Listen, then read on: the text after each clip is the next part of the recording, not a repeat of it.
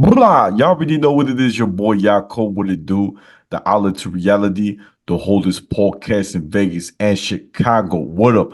This is the place where you want to hide from your drama or maybe hide from your baby mama.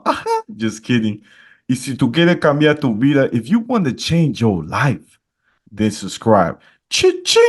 And by the way, guys, I just published a book called Shabbat in Chicago. It's about an audacious single mom who opens her heart and home to five adopted kids while embracing her Latino culture while being Jewish. And today we have a very, very special guest. I had to bring her on the show. Give it up for the one and only Jasmine. Woo! What's up, girl? Hey, good morning. Thank you for having me. It's an honor.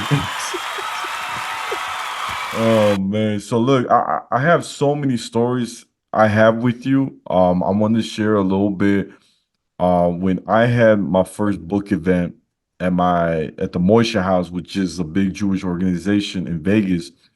And I got to be the host, got to speak. We had, kosher tacos. And I love that you took a lot of good videos and pictures because you made your boy look good. And you were so funny. I remember one thing I said to you. I think I was like, "Oh man, Jasmine, I think you should be like my." I don't know what I said. My You're, photographer. you're, you said that I should be your manager. Yeah, yeah, and you're like, you can't afford me. That was the best. Like, I gotta be honest, you had me with the right hook. I wasn't ready for it. I wasn't. And your outfit was on point too. I could tell you put a lot of time into it. So I'm like, all right, this girl, she's the real deal. And it was so fun. I got to see a lot of people. And for a lot of my friends, it was the first time they ever been to a Jewish event. So that was really nice. And Jasmine, you being, looking at it from the outside, what was your experience you could remember being there and like any moments? For one, I know that you have a really good crowd around you. You have a lot of people that want to support you, and that's amazing. That's really hard to find. Just in general, having a good crowd, having a good community, which I'm happy for you. I'm excited for you, for your community to grow. And it was fun. It was really fun. I enjoyed it. Met a couple people there. I'm one of your friends. She's amazing. And then I met her again at the Halloween party. But it was really good. I enjoyed it. I know the girls, Ileana and Fami, enjoyed it too. I mean, in general, that it was new to me because I've never gone to a book event like that. But seeing you with your book, seeing how happy you are, I'm proud of you. I felt like a good, happy, like mom feeling like, oh, my kid is progressing. Like he's growing and I'm so excited. Wow, that's beautiful, girl. Thank you, thank you. That meant a lot. It meant a lot for real. Coming from you, it was special. And I do want to share too. I forgot we went to also one of my favorite memories with you as well. When we went to Cassie Beach House, right? And Mhm. my friend was performing a DJ Soul. It was like a Halloween, and I brought Chucky with me and you brought Jeremy, and it was so funny because you were taking pictures with all these beautiful girls. I ain't gonna lie. I was like, damn girl, you can't help your boy out, be his third wheel. Cause you were getting pictures with Jeremy, getting with all these girls. I was like, yo, what about me? And like, sorry, Dave. I just, I'm just in the moment. I was like, yeah, I could tell. I got hurt. I got hurt. Oh, no. I think, well, he knew a lot of those girls. So he knew so many of them that I was just like, oh, like I don't know them. And I was like, my gateway is to be like, I don't know them. Like maybe we can have a friendship or like, help them grow in business. You never know. And I think it's a little bit easier for women if there's someone there that we know to approach them, right? To be like, oh, you're so cute. Da, da, da. So and so said that they know you. It's like, oh my God. So I can mention him, right? And be like, oh, you know him? And then me and that person talk, right? Me and the girls talk. Because a lot of the time when I go networking, I go and like just go to women and I talk to them. And if they have a husband or I notice a ring, I'm always like, oh my God, your ring is so cute. What does your husband do? Blah, blah, blah. So I like kind of leeway in. And that's why I was taking pictures with them. Did you ever see me post any of them? No. I take them, but I never post anything. But that's why I was like, oh, then come, let me come and help you, with the girls, take the photos, enjoy. And from there, that my leeway was like, because Jeremy knew them. But other than that, I was just like, oh, I never posted them. I sent them to the girls. They posted it, but I just was like, don't tag me. People can't know where I'm at. Right. Oh man, that was a great time, no lie. I had a good time. I danced a little bit, there was some music. But girl, I want you to share, if you could share with the audience, like if you were born and raised in Vegas, what got you into real estate? Like tell us you that a lot of people don't know about, please, if you could spill the beans. Ooh, I mean, not all of it, but so I was actually born in California. And then I had no choice here. So I had to move here with my family. I've been here for 20 years in Vegas. And it's been interesting living here. A lot of the time, people are just like, what is it like living in Vegas? And it's like, it's just like a normal suburb. Like there's not really much to do. Either you go clubbing, you go to eat, you go on a hike, go to a bookstore. There's so many things, but it's not like what most people think. It's like, oh, all you have to do is gamble, party, drink, all that stuff. And I'm like, no, I go to a bookstore. I don't do much. I'm at home or I see my kids and just go network, do business. But a lot of the time it's fun. Vegas is fun. Where I was from, it's a little like small area. So now it's kind of a retirement area in California. So it was interesting from what I can remember living there. I was a troublemaker a lot there. And then coming to Vegas, it just enables me to be even a bigger troublemaker. But other than that, it was very interesting growing up here, seeing just how different dynamics, different neighborhoods, how everything is different here compared to what I was used to when I was a kid. Now seeing it as an adult, it's pretty fun. There's, like I said, I can enjoy a good matcha with my friend Eliana at the Key Cafes, and just relax. But I mean, overall, just being in Vegas, I think the best thing that happened for me, I would say, was getting into business. Real estate was not my first business. My very, very first business was selling gym clothes. Then from gym clothes, it was selling juices.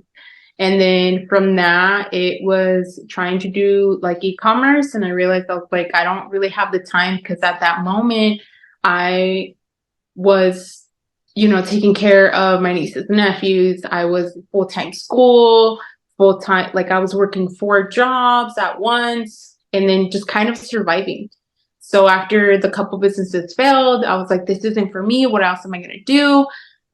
I'm not meant for a job. I am the worst employee you can have. Don't ever hire me as an employee. Because I just, it's not that I don't like to be told what to do. I just find better ways to get it done. And in a job, you have to be like, it has to be done as A, B, C, and D versus just getting it from A to Z. And not a lot of employers like that. So I was like, I can't do this. And I worked in sales. I worked in all the luxury brand sales that you can think of. So even though I was a top earner, I still was like, this is not for me. I can't do an office job. I can't have an employer. I can't have a boss. It's just not going to work out. So from there, I was like, what can I do to make money without really having to do or not do so much work, but do so much or be in an office with people that I can't connect with.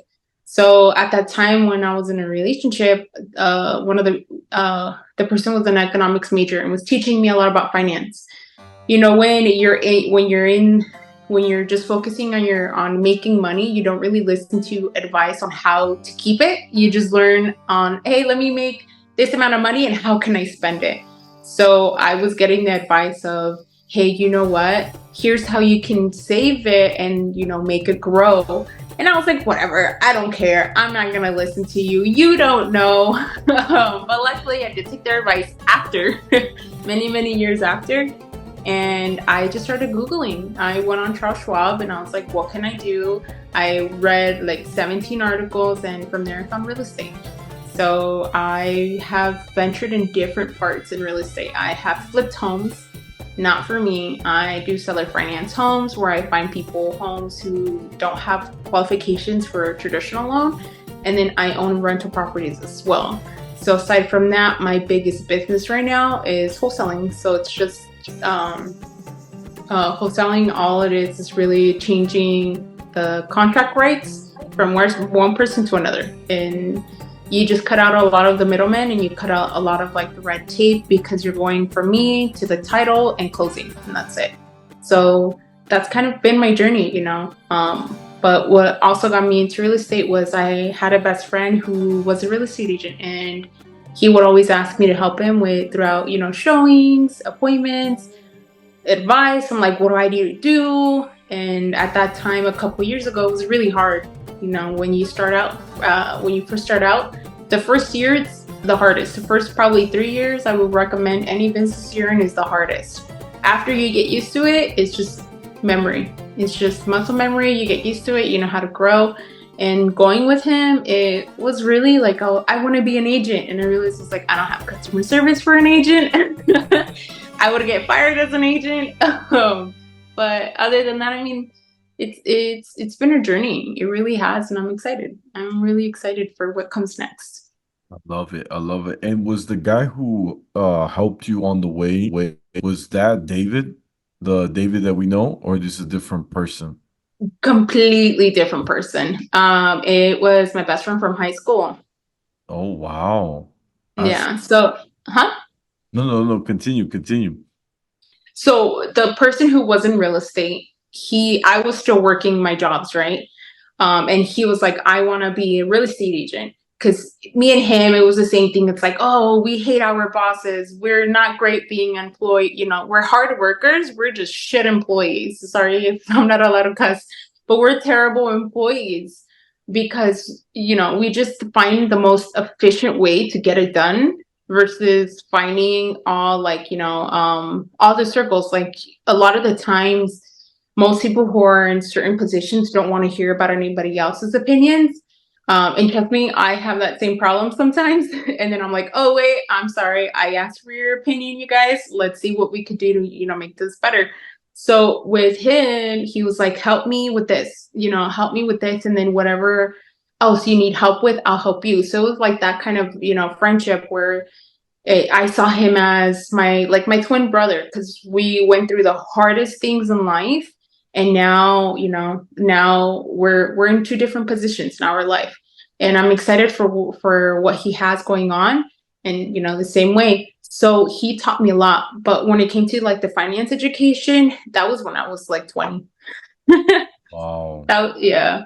That was when I was like from 20 to 2022. I was hearing it, but after the relationship ended, 23 was like, I'm going to take this information and I'm going to show everybody. And I have, and it's been amazing. I'm so excited. That's so cool. Now, I do want to pick at your brain a little bit. So you saying Callie used to be a troublemaker. I want to know what kind of things you used to do because you look like an innocent girl. Like you don't look like you do bad things. So I want to know what you talking about. Like stealing candy from the gas station or what we talking about? Yes. Okay, so I don't know if you guys remember Food for Less.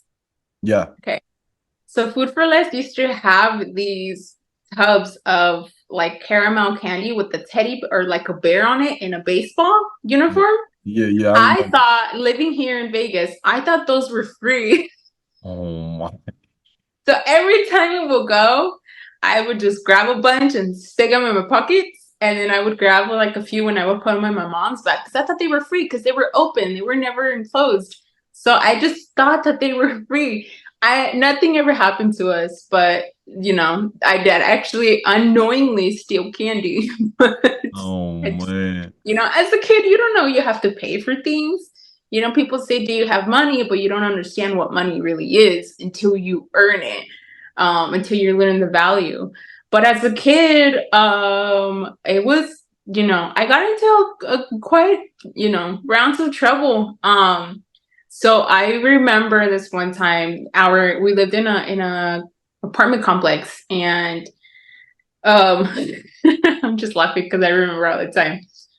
The management changed. So this girl, I guess, was hurt on the playground, and now every kid that goes to the playground has to be there with the parent. And I didn't know what was going on. My mom told me, if you want to go to the playground, you have to let me know. That's just what I assumed. So I told her, okay, I'm gonna go outside. So I went to the playground, and I remember the security there was like, "Where's your parent?" And I told him, I was like, "Oh, I don't speak English." So then he spoke Spanish, and then I was like, "At home." And he's like, I need to take you home to tell your parent you can't be here. So I got scared because I was like, oh, I'm not allowed to be here. Oh my God, I don't live here. Like, so many things were running through my head. And it just made me laugh because I ran around the whole complex just so that this security guy would not find out where I lived. And I remember I went and I was like, as a kid, we're not sneaky. We don't know how to be sneaky. I ran all the way to where I lived, and I hid behind the stairs, and I was like this, like, just hiding, thinking that the security's not going to see me in the steps. So he ended up seeing me, and he gave me like a sight or whatever and knocked on the door. And, my mom answered, and she was just like, "What's going on?" And I thought I was in really, really big trouble. I wasn't, but I ended up going in my room and crying the whole night. But that was Yeah. one thing. Another thing is, in la cultura de latina, there's Dia de los Niños. My mom would always celebrate it because she was religious. And I remember my sisters were gifted some things, and I was gifted a bike. So me and my two other sisters would share a room, so it's three in one room. And we didn't know who the bike belonged to. So I was like, "No, it's mine because it's by my bed. It's mine. It's mine. It's mine." And then my other two sisters was like, "No, we're the oldest. No, I'm the favorite." All these reasons as to why a bike was theirs. So I remember I shoved my sisters off the bike, and then I ran away and got my mom, and I told them that they pushed me. And I was like, "She pushed me off the bike, this." So my mom comes in and she says, "The bike is Jasmine's and only hers." And I just was like, as a kid, you're like, "Heh, heh, heh, heh," mocking them. So what they did too, we're some very savage kids. They popped the tires on my bike because I couldn't use them. And then they blamed me. So what I did is, my mom gifted them like little bundles of cash. So there was a lady in the neighborhood that she would go and sell like chucherias, like little snacks, candies, and stuff. So I stole their money, and I went to go buy that. And then Wow. they ratted on me, and they told on me, and I had this big ass bag of thing, and I just put it in my shirt, and I was like carrying it. And then my mom was like, "Did you steal their money?" I was like, "No, I didn't steal it." And I had a big ass candy bag in my shirt hiding it. And among the many, many memories, that's kind of what it is. I mean, coming to Vegas is a little bit more more worse than just lying to my mom about candy and stuff. But it was, I guess I was a troublemaker there. And then here it kind of just got a little bit worse because when you live in the rougher parts of the neighborhoods, you get in certain crowds. So it's very Right. interesting. That's crazy. That's a wild stuff. My favorite story was the last one. I think, yeah, that one had me with the tires getting popped. I gotta tell you a funny story. So one time my mom's boss told me to come with her to like an ornament store. Now, this Mhm. is a really expensive ornaments. Like this is in Lincoln Park in Chicago. Lincoln Park is like the richest area in Chicago. Each house is like worth $2 million above. And I go in there and she told me literally, and I'm like about maybe 10, 11 years old, and she goes, "Don't touch anything here." So you know what I did? I said, "Okay, I'm not gonna touch nothing. I'm just gonna look." I took one step back and I dropped the most expensive ornament and it crushed. It fell. And She's like, I told you not to move, not to touch anything. I said, look, I just took one step back and it fell. You know what I'm saying? So my Oh so my yeah, I was so embarrassed. So I go to the cashier and I tell him, look, I'm really sorry. I'll pay for it. Give me a chance. I'm gonna pay for it, right? So I actually start working with my mom, like doing some errands for her. That's how I raise my money, like cutting neighbors' grass or shoveling the snow. So I put my money together and I went back to them and I basically wrote them a letter, right, with the money. I said, hey, you guys, I finally put the money together. It was like about, I think, $600, that one little ornament. And I gave it to God. them. And I said, like, here it is. I feel real bad for what happened. And the manager of the ornament place said, I appreciate your letter and don't worry about it. You keep the money. You deserve it. Like you showed me that you had a good, you had a good heart. You did the right thing and don't worry about it. And I was like, whoa, that was shocking for me that they did that for me, right? Mhm. And so that was one story. And then another story, my sister, um, we go to a mall in Chicago. I'm older now, okay? And my sister, she's excited. She's never been to this mall. She's like about 18 years old. And we're going different stores, right? And this one store she decided to go to. I'm like, cool. I'm like, yeah, I've never been to this one, but I used to work at the one upstairs. She's like, all right, cool. So we go to this mall, this little store, and she was leaning on her elbow was leaning on one of the what's it called, like cabinet. And just know this, the cabinet is all glass and the stuff holding it was all glass figured. Okay. She put her elbow on it and the entire shelf from top to bottom fell down. Like you hear that sound. It's horrible. She was shocked. I was so disappointed that we just got there within 2 seconds. She destroyed the entire shelf. Okay. The people that worked there were so upset. And I was like, look, my sister, I don't know what she was thinking. She ain't that little. You know what I'm saying? And she should have known she has strong power because with her strength, destroy the whole thing. And so the people were like, yeah, she gonna have to pay for it, or we could call the cops. I'm like, yeah, I'll pay for it. How much was it? It was a lot of money. I would say that was the most expensive I've ever paid for the entire it was very close to almost like dollars for everything we destroyed. It was like over. And I don't know how they memorized every ornament, well not ornament, but every figure that was shiny crystal in there. We destroyed it. It was crazy. I mean, they made the sale, but dang, like I spent my whole entire freaking wallet just for a bunch of broken figures.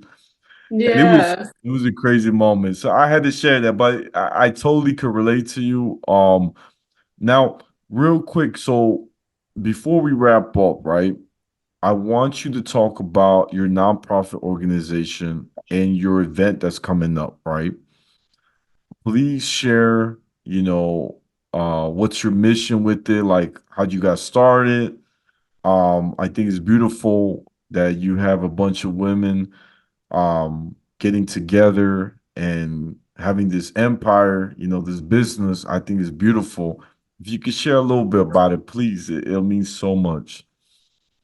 Yeah, so it was between me and my friends. We created it. So my background is in psychology and business as well. Then Ileana's background is in medical. So she's a nurse. So we partnered up and we're like, why don't we actually give back to the community? Most nonprofits do good work, but they give, just they give dedicated, resources and supplies. And to me, I realized I was like, well, what about creating a nonprofit that not only helps small businesses grow, get them the outreach that they need, and why not help people become self-educated to be a small self business or to be financially literate and financially secure. the same way that I learned, right? And I want to be able to provide those resources. And it's not just for small businesses or people who want to learn. We want to help out families, individuals, teens, everybody that really does need help. Either it's, medical help, social services help, financial help, education, just in general. As me as a business owner, I know how hard it was for me being able to get out of certain slumps. What can I do to be able to get better? What do I need to get to the next level? What help do I need? And a lot of the stuff that I learned was very interesting because I now realize that if I would have just had a mentor to be able to get what I needed done, it would have been a little bit easier. But at the same time, I know that what I want doesn't, does kind of match with the mentor. But I realized also my dad is kind of my mentor because he teaches me a lot of things and I teach him a lot of things as well. So I realized that I was like, what if we can be a nonprofit that focuses on the needs of the community, but also giving them the actual needs they need when it comes to, education. For me, if you guys go and see my page, I don't post a lot. David knows I barely post anything. I could take so many pictures and probably nobody will ever see them. And it's just how I am because I'm private that way. And I want people to understand, coming with us and getting resources with us, it's a private matter. We're not here to publicize anything. So with the new event that we're having right now, we're raising funds because we want to use part of it for Z-Bus. If you guys don't know what it is, David will have links for everything, but it's a business and financial literacy program for teens. And we kind of want to give it to 5 teenagers and progressively grow. It gives them the necessary needs. A lot of the time, us as adults, we're like, why didn't we learn about taxes as a kid? Why didn't we learn about, accounting? Why didn't we learn what kind of banks there are, how to utilize credit? And we think that the school should teach us that, but they really don't. Now, this program that we want to be able to, give to 5 kids for free, we want to give that. We want to be able to at least, give 5 kids the advantage that we never had, or I never had as a kid, especially in business. How many programs are out there for small businesses? How many programs are out there that, actually help a small business owner? And that's kind of where we want to be able to fundraise for this event. You guys are more than welcome to join us. We're inviting everybody and anybody who wants to come. David will have the links below so that you guys can come. It's only $15, I promise. $15, live music, DJ. We're raffling off stuff. So, and you get to, meet me as awkward as I am. You can come and talk to me and ask me any questions that you guys have. Perfect. Thank you, girl. And what's the day and time of the place and where? So it's February 29th. I forgot what month we're in. And it's going to be from 6:30 all the way down to 9 at Ferguson downtown. Thank you, girl. So look, I'm about to wrap it up because Zoom about to kick me out. Guys, this is the Outlet to Reality, the holdest podcast in Vegas and Chicago every Tuesday. Don't forget to like, share, comment, and subscribe. Ching! Y'all know where to find me. I'm on Instagram, YouTube, Spotify, the Outlet to Reality. My Snapchat is Take One Pass It, and my TikTok is at Yaakov28. And Jasmine, where can my fans find you? You guys can find me on social media, as well as our online our nonprofit website at H.NH.NV.net. I'll make sure to have the links below for you guys.